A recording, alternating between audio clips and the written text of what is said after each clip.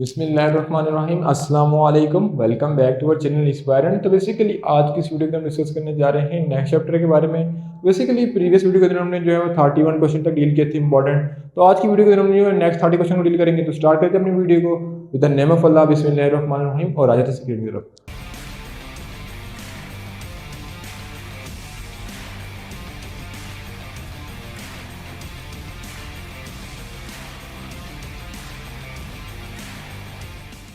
Basically 31 question को हम deal कर चुके थे। अब हम मूव करते हैं 32 क्वेश्चन की तरफ। तो अगर 32 क्वेश्चन के मूव किया जाए तो उसके लिखा है differentiate between normal population and popular inversion. Basically last chapter के क्वेश्चन है, ठीक है, इसको भी आपने कवर कर लेना है, ठीक है।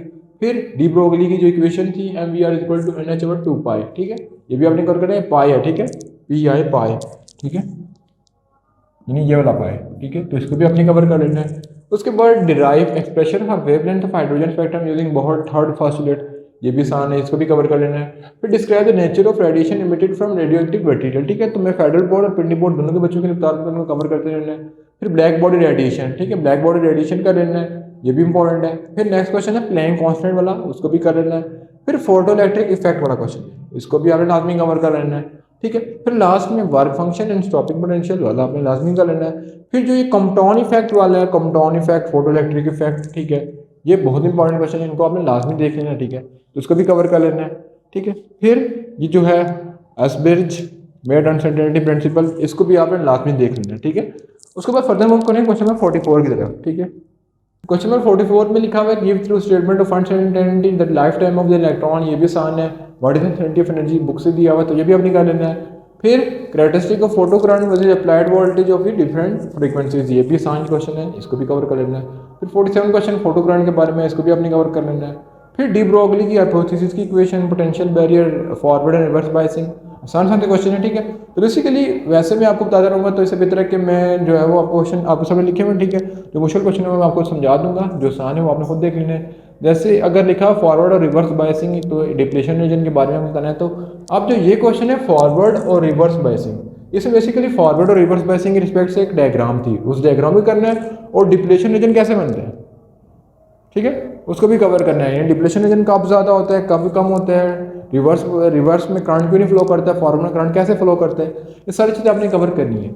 फिर नेक्स्ट लिखा हुआ है कि डायोड के बारे में, कि डायोड क्या होता है, ठीक है, तो डायोड की फंक्शनैलिटी क्या होती है ये आपको पता होना चाहिए। फिर लिखा हुआ है कि draw circuit for full wave rectification, यानी फुल वेव रेक्टिफिकेशन का सर्किट को ड्रा करो तो बड़ा इजी सर्किट सा होता है, ठीक है, यानी यहाँ पे हमारे पास एक एसी सोर्स लगी होती है, ठीक है, फिर जहाँ पे हमारे पास ट्रांसफार्मर लगा होता है, ठीक है, फिर यहाँ पे हमारे पास एक डायोड लगा होता है और नीचे एक और डायोड लगा होता है, ठीक है, और इसके आखिर में एक रेजिस्टर लगा होता है, ये आ गया, ठीक है।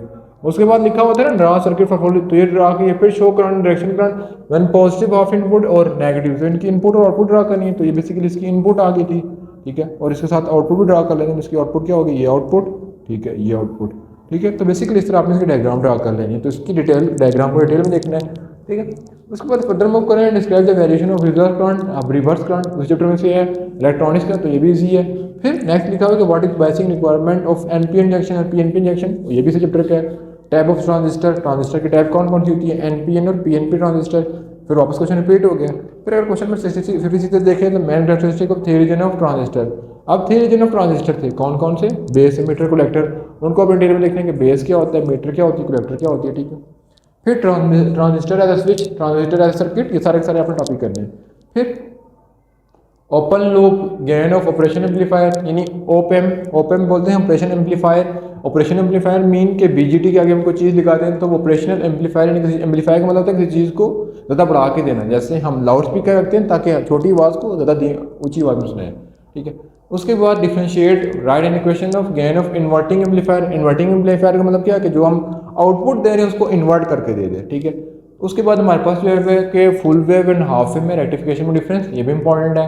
फिर draw circuit diagram of amplifier has inverting amplifier and label it, basically हमने एम्पलीफायर की डायग्राम पढ़ी है, उसको इन्वर्टिंग एम्पलीफायर में कन्वर्ट करना है, ठीक है। तो बेसिकली इन्वर्टिंग में इनपुट को इन्वर्ट करके देना, ठीक है। उसके बाद अगर फर्दर मूव करें तो ये डक्टाइल एंड वाइटल सब्सटेंस के दरमियान डिफरेंस, ये भी इंपॉर्टेंट है, इसको भी कर लेना है। फिर डिफाइन अल्टीमेट टाउनशिल स्ट्रेस यूटीसी, ये भी इंपॉर्टेंट है, इसको भी कवर कर लेना है। फिर मॉडुलस ऑफ इलास्टिसिटी, ठीक है, ये भी बहुत आसान टॉपिक है, इसको भी कवर कर सकते हैं। फिर कंडक्टर, सेमीकंडक्टर और बैंड एनर्जी गैप, ठीक है। बेसिकली ये क्वेश्चन है जो कॉन्सेप्चुअल क्वेश्चन के अलावा चैप्टर के अंदर से बनते हैं, इनको आप कवर कर लेंगे तो आपका तैयारी बहुत अच्छे तरीके से हो जाएगी। फिर इंसुलेटर और कंडक्टर के दरमियान डिफरेंस क्या है, बहुत आसान है कि जो करंट को फ्लो करता है उसको बोलते हैं कंडक्टर, जो करंट को ब्लॉक करता है उसको बोला जाता है इंसुलेटर। फिर कंडक्टर एंड सेमीकंडक्टर के दरमियान डिफरेंस क्या है, तो कंडक्टर ऐसी कैसी चीज़ को बोलते हैं जो कंडक्ट कराता है, और सेमीकंडक्टर एक ऐसी चीज़ को बोलते हैं जो कुछ देर के लिए कंडक्ट भी करता है और कुछ देर के लिए जो है वो नॉन कंडक्टिंग भी होता है। यानी इंसुलेटर और कंडक्टर जिनके दोनों कैरेक्टरिस्टिक आ जाते हैं उसको बोला जाता है सेमीकंडक्टर। अब सेमीकंडक्टर की अगर एग्जांपल की बात कीजिए तो उसकी दो टाइप्स होती है, जर्मेनियम और सिलिकॉन, ठीक है। फिर कार्बन, सिलिकॉन, जर्मेनियम है 4 valence electron, why carbon is insulator, why silicon and germanium is semiconductor. तो ये भी बड़ा इजी क्वेश्चन है, ठीक है। फिर what is differentiate between intrinsic and extrinsic semiconductor, ठीक है, ये भी इंपॉर्टेंट है, जैसे कि प्रीवियस वीडियो के अंदर भी मैंने आपको बताया था।